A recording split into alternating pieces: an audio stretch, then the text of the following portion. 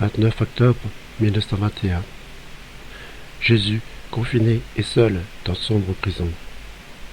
La signification des 3 heures d'attente à l'aube en compagnie de Louisa. Son emprisonnement dans les tabernacles. Les mesquineries envers Jésus. J'ai passé la nuit éveillé.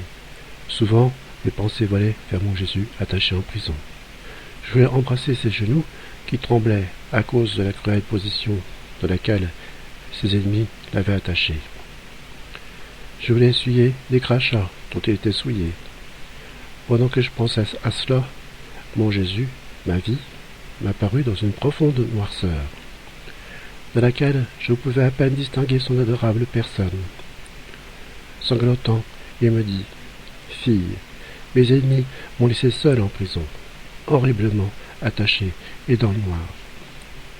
Tout autour, il n'y avait qu'une profonde noirceur. Oh, comme cette noirceur m'affligeait. Mes vêtements étaient trempés par l'eau sale du torrent. Je sentais la puanteur de la prison et des crachats qui m'avaient souillé. Mes cheveux étaient en désordre et il n'y avait personne d'assez compatissant pour les enlever de mes yeux et de ma bouche. Mes mains étaient attachées avec des chaînes et l'épaisse noirceur m'empêchait de voir ma condition si pitoyable et humiliante. Oh, que de choses traduisaient ma triste condition dans cette prison. Je suis resté dans cet état durant 3 heures. Je voulais ainsi restaurer les 3 lois du monde.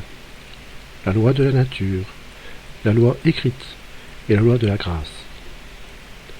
Je voulais libérer tous les humains, les réunir et donner à mes fils la liberté qui leur revient. En restant là 3 heures, je voulais aussi restaurer les 3 étapes de la vie terrestre, l'enfance, l'âge adulte et la vieillesse. Également, je voulais restaurer l'homme quand il pêche, par passion, par volonté et par obstination. Oh, comme la noirceur lourde que je subissais me fit sentir toute la noirceur que le péché a produit chez l'homme. Oh, comme j'ai pleuré pour lui, lui disant « Ô homme, ce sont tes péchés qui m'ont jeté dans cette noirceur lugubre, où je souffre pour donner la lumière. Ce sont tes iniquités qui m'ont souillé, iniquités que la noirceur ne me permet pas, même pas de voir. Regarde-moi, je suis l'image de tes péchés. Si tu veux les voir, regarde-les-moi, regarde-les en moi. » Pendant ma dernière heure, dans cette prison, toutefois, l'aube est venue, et à travers les fentes, quelques faibles lueurs de lumière ont filtré. Oh, comme mon cœur a été soulagé de constater ma pitoyable condition. Cette lumière symbolise ce qui arrive quand l'homme se lasse la nuit du péché, et que, comme l'aube, la grâce s'enveloppe, lui envoyant des lueurs de lumière pour le ramener. Donc, mon cœur eut un soupir de soulagement. Dans cette aube, je t'ai vu, ma prisonnière aimée, toi que mon amour a attaché dans ta condition de recluse, et qui ne m'aurait pas laissé seul à la noirceur de cette prison. Attendant l'aube, à mes pieds, et suivant mes gémissements, tu aurais pleuré avec moi sous la nuit de l'homme. Ceci m'a réconforté, et j'ai offert mon emprisonnement pour te donner la grâce de me suivre. La prison et la noirceur ont aussi une autre signification.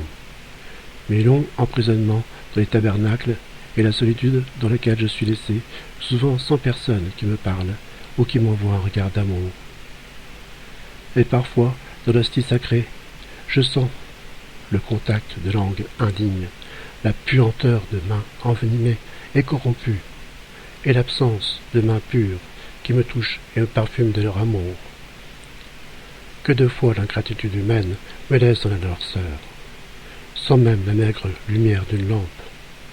Ainsi mon emprisonnement continue et continuera encore longtemps. Nous sommes tous les deux prisonniers, toi, prisonnière dans ton lit, toute seule par égard pour mon amour, moi-même prisonnier pour toi, pour lier toutes les créatures avec mon amour, utilisant les chaînes qui m'ont tenu captif. Nous nous tiendrons mutuellement compagnie, et tu m'aideras à disposer des chaînes qui serviront à lier tous les cœurs à mon amour. Plus tard, je me suis dit, combien peu nous savons concernant Jésus alors qu'il a tant fait? Pourquoi a-t-on si peu parlé au sujet de ce que Jésus a accompli et souffert?